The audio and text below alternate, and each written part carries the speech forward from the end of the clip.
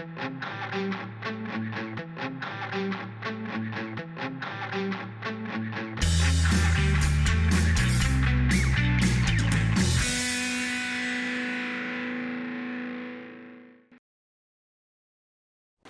and welcome to our episode of FinTechFocusTV with me, Toby Babb. Today a really exciting episode to bring to you. Absolute pleasure to bring the guys from SilverTide Financial into it. How are you? Good, very well, thanks. How are you? Very good, thank you, very good. Lovely to have you both in. We've been talking a little bit about the journey so far, and I'm really excited to sort of dive into it in a little bit more detail.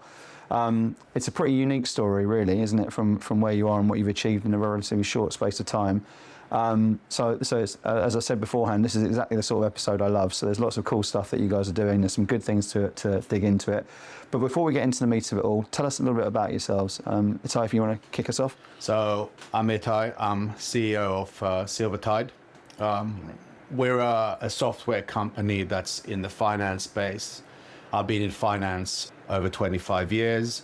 Most of my career I was on investment banking side. Latterly, I was senior guy at Deutsche Bank running part of the sales team there. And then I basically moved out into FinTech space and creating technology for the industry. So my experience is, 12-ish years trading financial markets, and then roughly the same amount of time working with institutional clients. Hedge funds, pension funds, etc. And then we've basically taken that knowledge and applied it to where we think the highest potential for disruption is in our industry. And we've created a FinTech and a software to do that. We'll come on to the disruptive element in a second, which is always an interesting conversation doing. Kirill, tell us a little bit about yourself. So my name is Kirill. I'm head of quant analytics at SilverTide. I've been in financial services for about 20 years, and all of the time I worked in the different parts of data analytics and financial modeling. So I work at a bank, in a brokerage firm, in a buy-side firm, in more like traditional quant research space. And recently with Itay, we started to work on this new technology-based analytical platform for hedge funds. And it's a very interesting sort of background that both of you come from, to then sort of lurch from the bigger company. You mentioned Deutsche there. I know you've been at Janus, Henderson, I think, isn't it, and such like. So then come in and go into the FinTech world.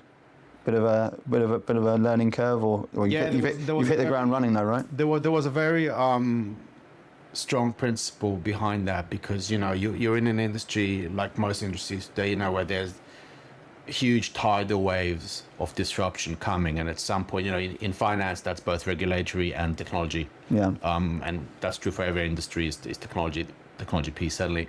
And at some point, you make the call: do you want to be a disruptor or a disruptee? Yeah. You're going to sit there and wait for it to come. And the logical conclusion: the only way to avoid being disrupted was by doing the disruption yourself. So that was behind. Seemed like a dramatic move to leave, these huge institutions in investment banking and pivot to really an ecosystem, much smaller companies. But actually, the logic is really unavoidable. The only way to avoid getting attacked by the technology is to do that yourself. And yeah, we've moved very, very quickly since it started. Tell us a little bit. I mean, we're going to come into that, and the pace of your growth is super impressive. But just give us the overview of the company and what you guys are doing.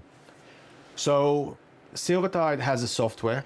We use cutting edge, all manner of cutting edge technologies to create trade analytics software. So our clients who are trading financial markets every day, our software gives them dimensions of analyses, dimensions of being able to look at the market in certain ways, which they just cannot get anywhere else. And that's the software we've developed, and that's kind of our edge. Fantastic. And you mentioned before we kicked off that the technology is at the heart of this. Kirill, I guess this is your sort of your baby around that as well. Tech is so fundamental. You mentioned there be disrupted or be the disruptor. You guys have chosen the disruptor sort of space. Tell us a little bit about how the technology works and how you're managing that. So the interesting thing about technology is every 5 years, it's probably easier to start something from scratch than to kind of manage the whole system. And this is what this advantage comes for the new companies. Because at any big organization, institutions, they have to manage all of the legacy system.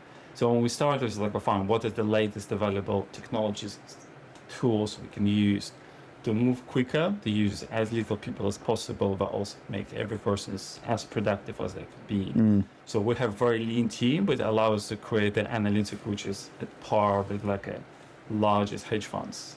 And that's what's constantly required us to innovate, try new things, explore what's out there and experiment, and also allow people to be brave and try new things even if they fail. That's an important element of like going beyond what is already available. And so it's always interesting for me that, because as you mentioned that you come from a big companies to take this leap into that sort of world, to talk about what you were trying to do there, it needs incredibly talented individuals, especially when you're running on lean teams and big brains and bright brains to be able to take that on. Talk to me about the team and the setup and how you approach that technology and the innovation. So we actually have a quite distributed team. So we'll have a few people in London, then we'll have people who work remotely in Eastern Europe in different countries actually, and which allows us to kind of always find the best talent, but also like make sure that for this particular skill set we want to find these people, and we're not only limited to kind of London, which is quite competitive, it also can be more flexible and be able to try different geographic areas. But it puts more pressure on us in managing the product, the team, but also it allows again like to move much quicker and achieve profitability without burning too much cash. Burning the cash from it. Very expensive developers up front. Yeah, absolutely. And you mentioned that before, that this is something there where you've been profitable very quickly. It's an industry there where you don't generally tend to see that sort of stuff. It sort of comes through, particularly as a bootstrap firm. So I guess no seed investment with it, within that side of things. So it's unusual, as I said before, to see a business that's I think you said year 2 is where you started to achieve profitability in that. But it's not only just profitability; it's growth at the same sort of stage. Now, when I talk to smaller companies in this sort of space, some of the issues are getting those sales through the procurement process, the difficulty we know, that the bottlenecks that you have within that sort of process at various different stages. So give us the playbook. What's working well? What's worked well for you? How have you managed to achieve these things? So that's kind of the right terminology, the playbook. There's a very clear sort of reality that dawns on you when you do a bootstrap startup. We were fortunate in that, we started building the platform year 1, but year 2 we were already profitable, and year 3 we're looking to double top line and profitability versus year 2. So it's growing extremely quickly. What's the secret sauce? The secret sauce is really aggression and balance sheet management. So as a bootstrap company, the key is to first of all to manage your balance sheet correctly, and I mean both the stock and the flow. So in other words, you need to manage your cash flows such that you're taking super care to try and turn your cash flows positive as quickly as possible. And I know that sounds like an obvious thing to say, but in the micro, step by step, day by day, there are lots and lots of things that you can do.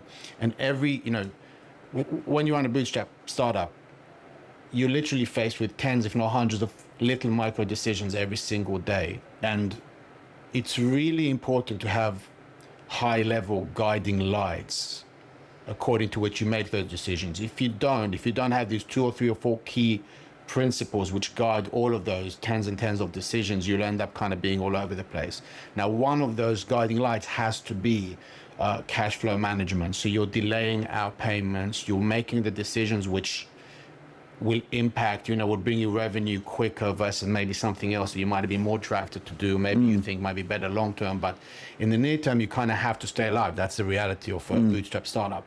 So if you turn that on its head and you say, a lot of my decisions will be targeted at getting the cash flow right and therefore getting the balance sheet right in the first year and 2 years, if you do that successfully, what that then does is allow you down the line many more options and degrees of freedom in making strategic decisions. That feeds into the growth speed, because how do you get, supercharged growth? It's a function of you're making all of these decisions every day. At every point you're saying, what is the highest delta decision? You have to have very laser-like focus. What is the highest growth impact decision that I can make today? And you discard all the others. You say, I'm going to forget these 10 other things. I want to do this thing because that is near term the biggest growth driver. And then if you keep on doing that, those things will compound. You'll turn around 2 and 3 years later and you'll find, wow, look, it's just stunning. You never feel like you're growing in real time. Yeah. But 2 years later, 3 years later, you're actually in shock almost at how far things have come. And it's just a compounding of that. So that's the playbook. On the one hand, laser-like focus on your cash flows and balance sheet. And on the other hand, always pick the highest growth decision and be very disciplined in discarding everything else.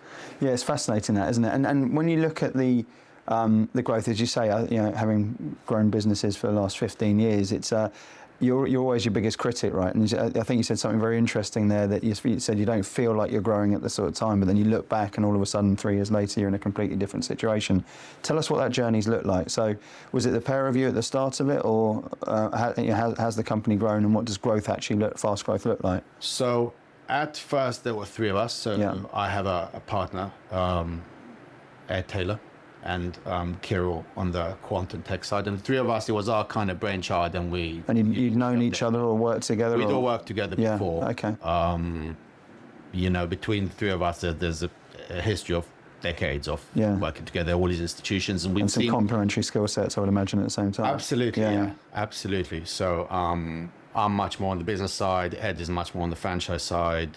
Kirill is, all things quantum tech. Yeah. So it's, we had a very strong set of ideas on day one, what it needs to look like. And actually, what you see is, your first X years of growth. What does growth look like? Well, growth is a series of events that link together one by one, quarter by quarter, to bring you where you are. And those events have a variance around them. In other words, you have a plan in your head and you think, I'm going to get from here to there. But as things happen, they don't necessarily happen how you expect. Maybe some things happen slower. Maybe some supplier end up not being a supplier, whatever it be, and you end up per node, or as all these things vary, you end up sort of slightly different place. That hasn't really happened to us. Like if you compare where we are today to where we thought we'd be in 3 years' time, 3 years ago, we're pretty much there. We had such a clear idea. There's been hardly any variance at all along the way, and I think that reflects the fact that our shared experience and our vision of what we were trying to do was so crisp and clear that it's really just been head down and executing for 3 years. And that crisp idea of what we're looking at, I mean, I think it was probably more of a dirty word 4 or 5 years ago, but pivot was a regular sort of phraseology that you heard within the tech community, particularly the startup piece. People would say, right, here's the problem we want to solve. They go about it, they probably felt it a little bit in the institutions they were working for beforehand. They go out and take it to marketplace. The customer feedback then sort of changes that a little bit more. Something that feels very relevant from you guys is that product market fit and sort of being sat there and having got that right. You talk about laser focus at the start of it. Kirill, I imagine that the sort of product piece and making sure the tech behind that is absolutely right and solving the right problem. You talked at the very start about the productivity aspects and the gains that you can look at, how you can be disruptive within the space. Tell me a little bit about how you got that bit right, how you got the product market fit right from the start, because again, that's not usual. Usually it's a much more iterative sort of process. You guys hit the ground running on that front. I think for us, the advantage was like we've tried the different variations of that before. So because for me, I was sitting both on the sell side and the buy side and tried to build the technology and solution which is valuable for the portfolio managers. Yeah. So that's why through all of these years, if you try this, does it add value or not? And I've seen for all this different time that which components get more traction and which components actually not that valuable, or even if they're valuable, the cost of producing that is way too high. So that's why when we came here, we already had like all of this track record of things which we know succeed, which we know have failed. So we'll focus on one we succeed, and then eventually we'll arrive to a point we'll have to experiment more and try more things. But so far, as Itay mentioned, we pretty much tried to focus on the things we've already experienced before, try that, and we know that brings it excessively high retention with clients, higher interests. It still doesn't certain experiments because we now open on the more interesting, more new areas. But every time we have to remember, it's like, does it add value? Does this is the most impactful thing from a product perspective? Yeah. Like it's the same thing as a business. Same thing as business side, yeah. Whether this particular piece of functionality or this particular features will be more attractive to clients, both internal and external, and that's kind of what makes the difference. Yeah, it's fascinating, isn't it? And I mentioned beforehand that that sort of ability to get people bought into your product straight from the start. It is the squeeze point of most startups, and certainly on the route to profitability, is just the time it goes through to get people buying in the sort of buy and sell side. Procurements are a stranglehold which cause issues, and that's where you see partnerships come into play and all those sort of things. It seems because you've got really worked so focused on that product market fit that it's allowed that sort of to become an easier journey for you. Tell me how you've dealt with that. What's the sort of secrets behind that sort of play? I think the key, there's two sides to the same coin. One is, to generate your product market fit, you're going to be furiously focused on the client. The classic mistake startup founders make and people make is they come up with a brilliant thing, a brilliant plan, a brilliant idea, a brilliant concept that they think everyone will want. The demand for that is in their head. They think people will want it. They think it's brilliant. It may be brilliant, but maybe for one reason or another, people don't want it. Solves a problem that people don't need to be solved. Something like that, yeah, exactly. So with us, there was always just the nature of our experience, really, we understood already what people want, but then every day our development process is so inclusive of our clients and their feedback and everything else. It's kind of been very hard to miss the target in that sense, because they're kind of, we're leaning on our franchise so much for that aspect. Dovetails with a very important concept, which is you have to be disruptive. Now, what we know, no matter what, when we go to a client, and we get this probably, first of all, our conversion rate is insanely high. So it's not 100%, but it's in the very high 90s in terms of people that see the product that are then interested in it and want to engage with it in some way.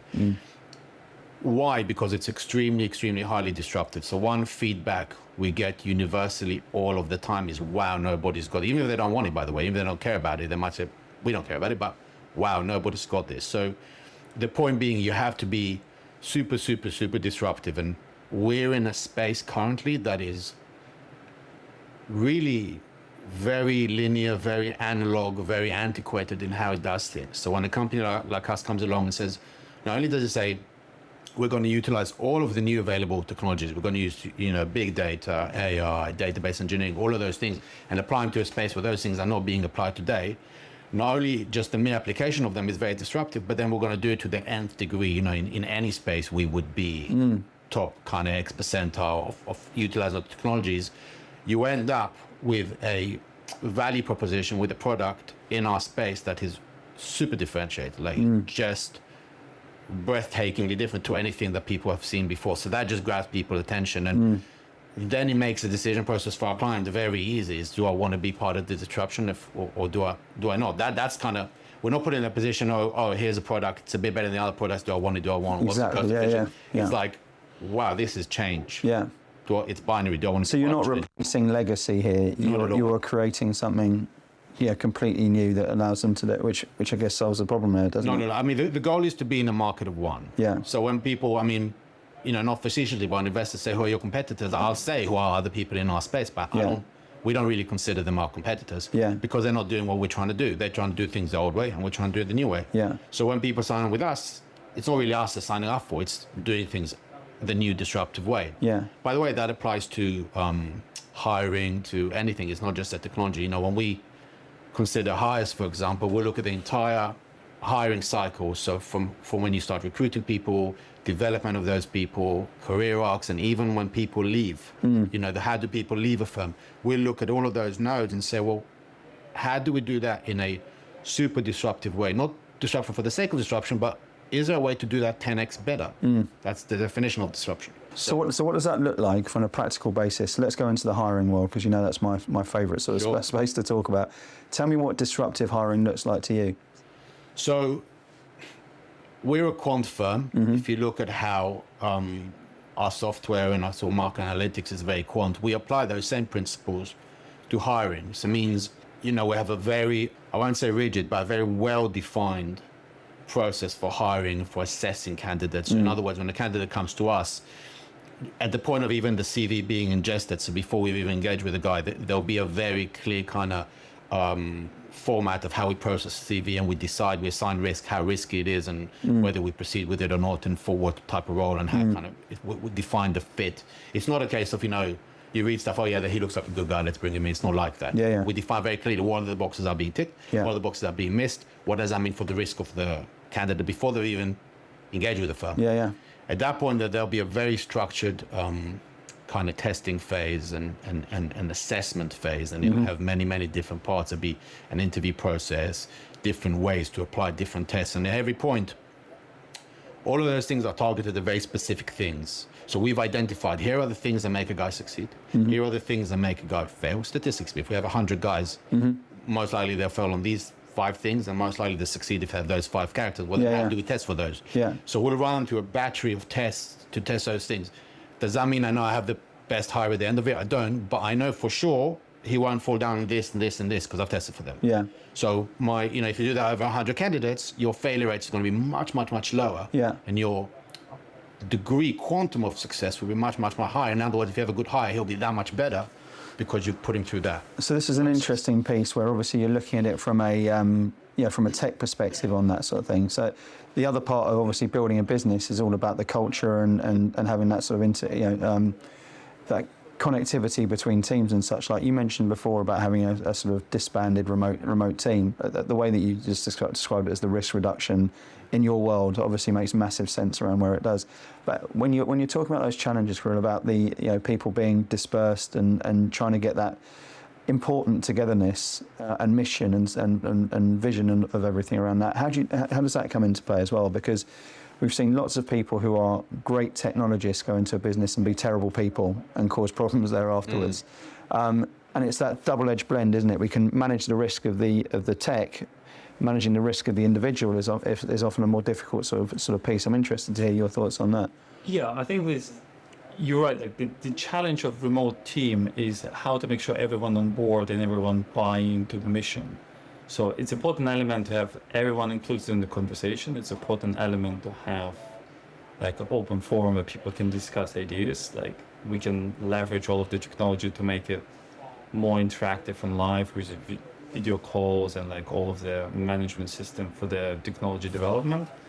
But it's also the most important element against like selecting the right people, be able to understand what's important, because individual technology skill set is important, but not the only factor. It's about like team play, be proactive, be innovative, all of that matters. And we always kind of encourage people to do that. And if we'll also coach people to develop that skill set in that. So which overall, it's more than the sum of individuals. It's just teamwork and creativity as much as possible.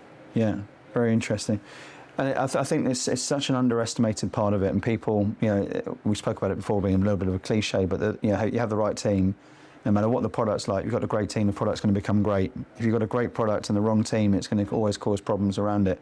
So that's obviously been a key part of the growth factor for you to make sure that, from a risk, from a quantitative basis, you've got the right talent on board.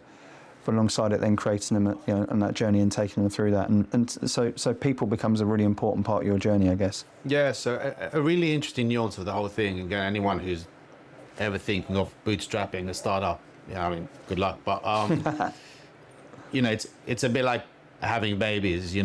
If you knew what it was like, you'd never do it. But once you've done it, you'd never not do it. Yeah, exactly right. But in terms of people, one of the learnings you'll find, and one of my experiences has been, on day one, you don't really get to choose. That's honest truth. You bring the best people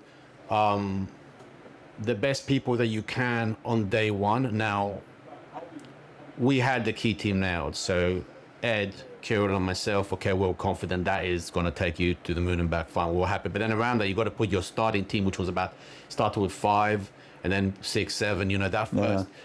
Yeah. You need good people when you bring them, and you do the best you can. Obviously, without that, you can't get going. But I tell you don't get to choose. And so you have all these ideas about what the perfect hires are and how your culture needs to be. The truth is, in the first sort of 18 months, you're kind of a taker on that. You don't get to choose who those people are. And it's only later that you get to impose yourself and your hiring criteria and what your definition is of the best person. So the first period, your people management is completely opposite. What does it mean? It means you got those kind of players that you have on the pitch. You got to fit a system around them.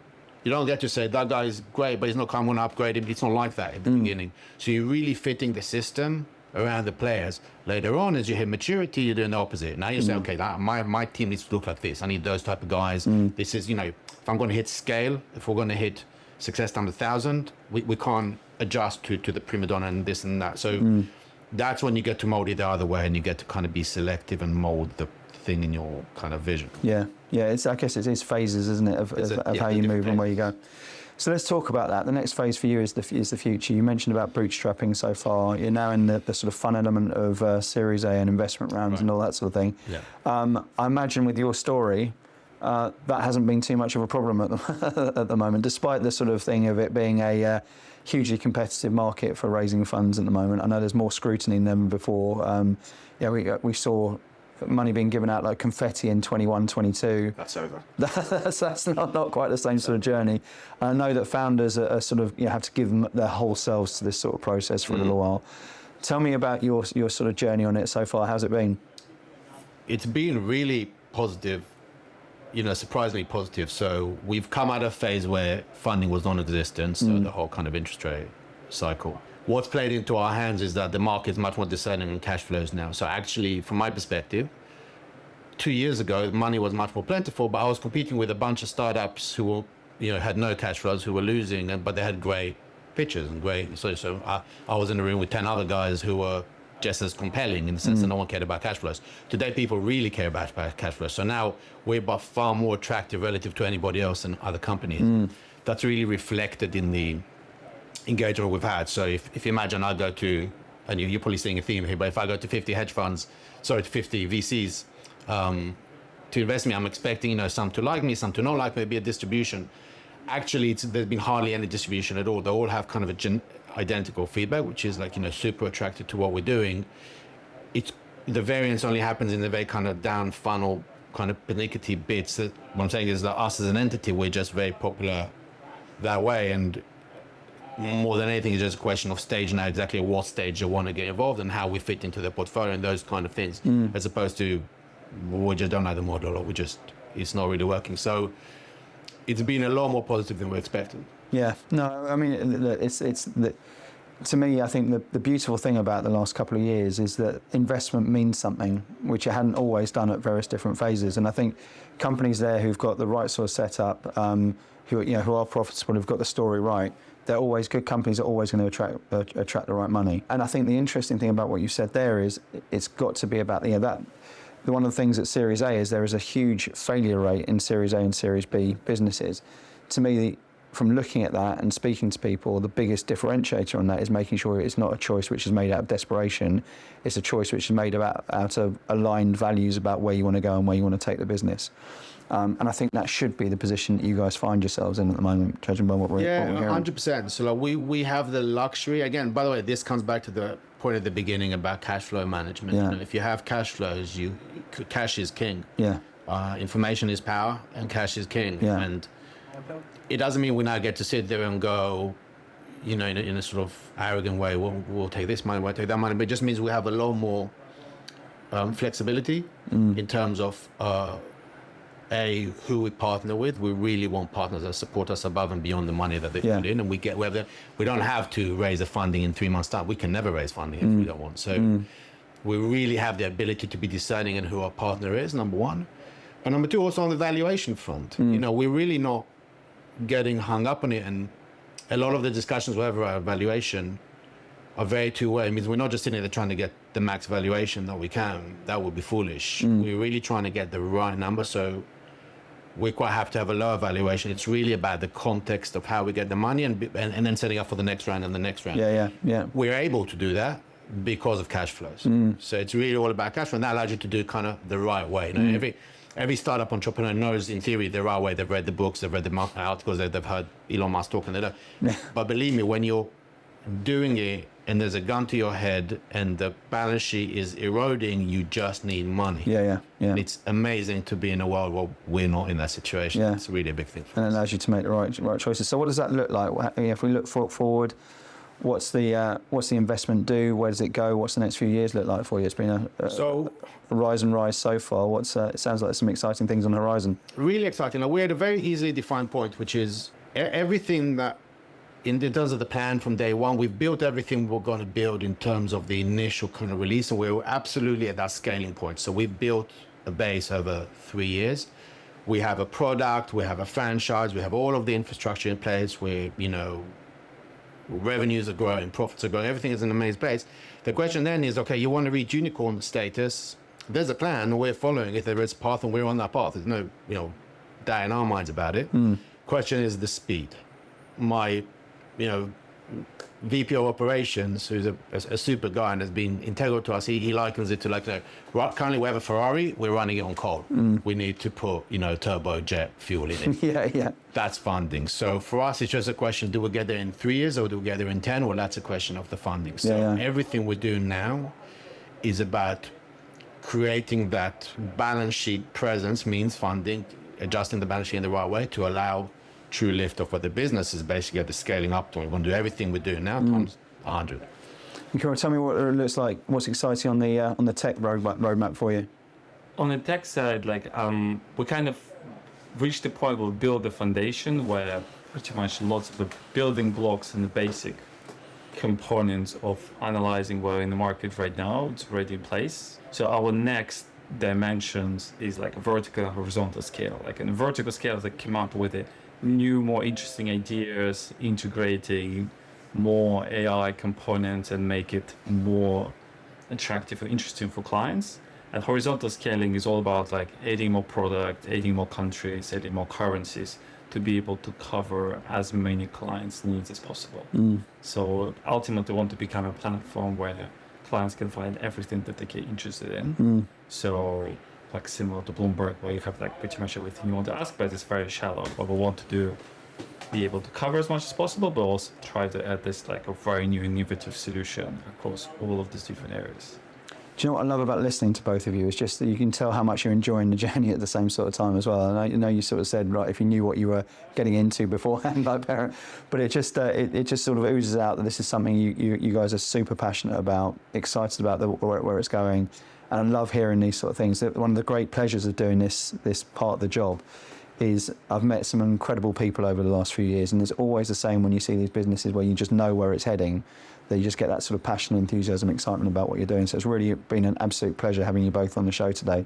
Let's finish up by talking about who should be getting in touch with you. So talk to about the sort of companies who should be reaching out to, who you can help.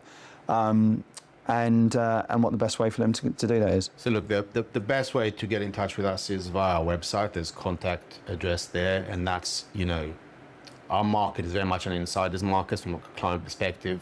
It mostly happens on referrals. Now we've had so much referral business that we've hardly been at marketing at all. But the most important people that need to get to us really are our clients, our employees, and then potential investors. All of those can find us on the website.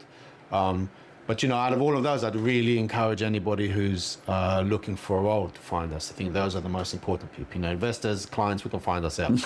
But if you're out there looking for a job and you're a super hungry, super talented guy, hit us up, SilverTideFinancial.com. Fantastic. Listen, it's been great having you on. Thanks so much, and best of luck with it. Lovely to meet you both. And I'm looking forward to seeing the rise and rise. It's definitely one to follow, isn't it? So thanks for coming on and sharing your story. And thank you all for watching. We will see you soon on the next episode of FinTech Focus TV. Thanks a lot.